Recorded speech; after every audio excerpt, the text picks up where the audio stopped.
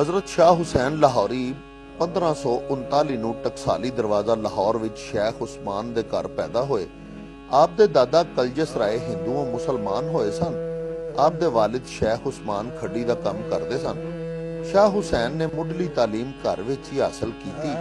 फिर मौलवी अबू बकर दे मकतब विच दाखिल होके 12 वरियां दी उम्र विच कुरान पाक हिफज कर लिया। दुनियावी अलूम हासिल करन मगरों हजरत बहलोल दरियाई कोलों रूहानी फैज हासिल कीता। आप सारी रात रावी कंडे कलामे पाक दी तलावत करदे ते सवेरे दाता साहब दे मज़ार दे उत्ते हाज़री देंदे ते ज़ुहद ते इबादत विच मसरूफ रहंदे। एक दिहाड़े तफसीर मदारक पढ़दियां होया आप उत्ते वजदान ते सरमस्ती ते बेखुदी दी कैफियत तारी हो गई।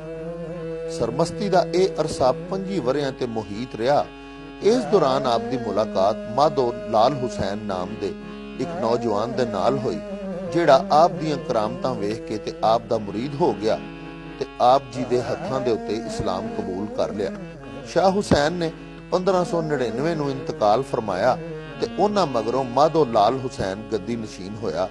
शाह हुसैन ने पंजाबी विच सिर्फ काफियां लिखियां। आप दियां काफियां विच तसव्वुफ दे बहुत सारे मसलियां दा जिक्र मिलदा है।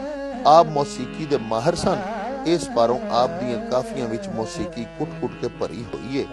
आप ने चरखे नूं अलामत बना के ते चरखे दे सारियां हिस्सियां अंगां दे हवाले नाल बंदियां नूं नेक अमल करन दी तलकीन कीती है। शाह हुसैन सरकार नूं अलामत निगारी यानी सिंबलिज्म दा बादशाह भी कहा जांदा है।